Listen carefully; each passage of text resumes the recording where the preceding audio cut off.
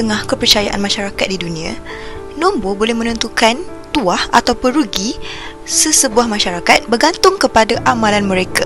Maksudnya macam, is it a good luck or a bad luck? Depends on the number.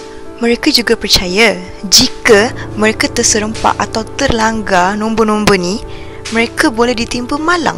So, hari ni kita akan bercakap tentang 5 nombor yang dipercayai mempunyai misteri tersendiri dan berpuaka. Di tempat kelima adalah nombor 13. So, nombor 13 ni, sampai ke saat ni, orang Eropah percaya nombor ni adalah nombor yang somehow berpuaka, or we could say spooky, especially kalau jatuh pada hari Jumaat, which is Friday the 13th. I mean, diorang siap buat movie kot Friday the 13th ni, and dia movie yang thriller, and sometimes dia akan play waktu Halloween juga. Benarnya ada banyak kebetulan yang berkait dengan nombor 13 ni, which is kebetulan yang malang lah. It's not a good luck, it's a bad luck. Secara logiknya, nombor 13 ni dipandang kurang elok atau membawa malang sebab dia berbeza dengan nombor 12. Okey, nombor 12 ni dianggap sebagai nombor yang lengkap. Okey, contohnya, dalam setahun ada 12 bulan. Dekat jam kita yang tengok dekat dinding tu pun sampai nombor 12. So, nak kata nombor 12 ni nombor yang lengkap. Pendapat ni diperkukuhkan lagi dengan mitos orang Norse yang melibatkan jamuan dewa-dewi Norse, melibatkan 12 orang dewi. Majlis berjalan dengan lancar. Tiba-tiba muncul dewa ke-13, which is Dewa Loki, yang datang tanpa diundang dan menyebabkan majlis tu menjadi satu bencana. Next, stigma berkenaan nombor 13 diperkuat lagi dengan sejarah yang berlaku, seperti roket pesawat Apollo 13 yang meletup pada 13 April tahun 1307.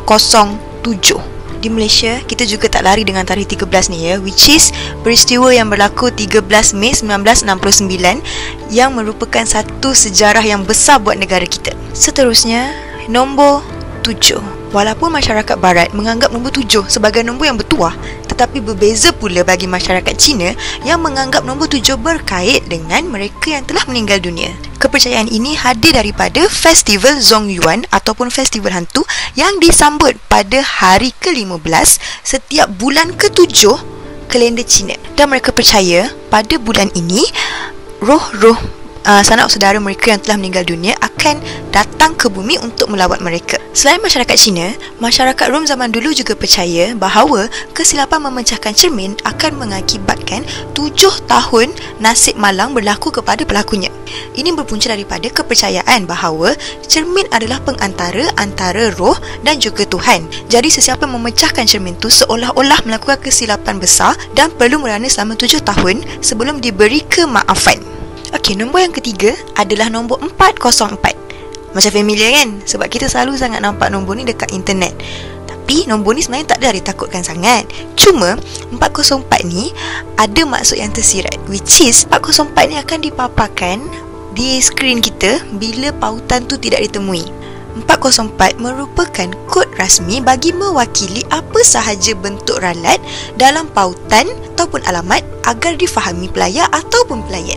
Kiranya macam kita kalau search internet nampak 404, so kita tahu, oh website ni dah crash, something happen to this website, tak boleh buka, macam tu. Top 2 nombor yang mempunyai misteri, which is nombor 4. Nombor 4 ni sangat famous, especially kita rakyat Malaysia dekat Asia Tenggara ni pun sebenarnya famous dengan nombor 4 ni sebagai nombor yang malang. Nombor 4 dianggap nombor yang malang kerana dalam bahasa Mandarin, bunyi nombor 4 bunyi dia dekat-dekat dengan maksud kematian. Jadi bagi mereka nombor 4 dah nombor yang malang dan perlu dielakkan.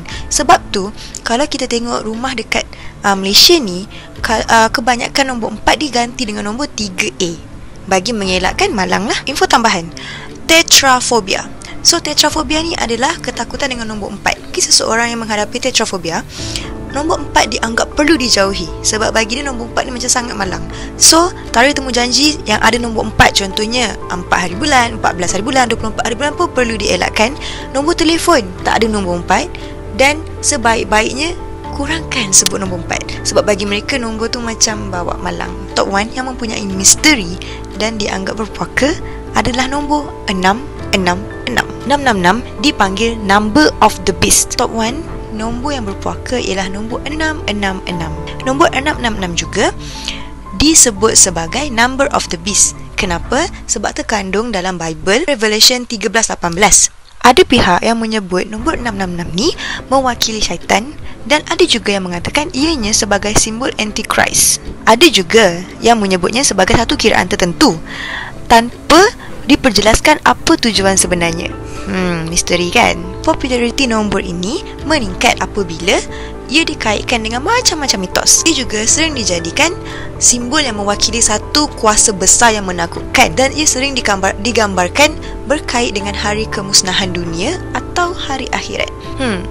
Pendapat korang macam mana? So, tadi tu merupakan 5 nombor yang mempunyai misteri dan juga berpuaka. So, pada pendapat korang, betul ke nombor-nombor tu mempunyai maksud yang tersendiri? Ataupun itu cuma satu mitos yang dicipta oleh nenek moyang kita untuk menakut-nakutkan golongan generasi baru? Cuba komen kat bawah.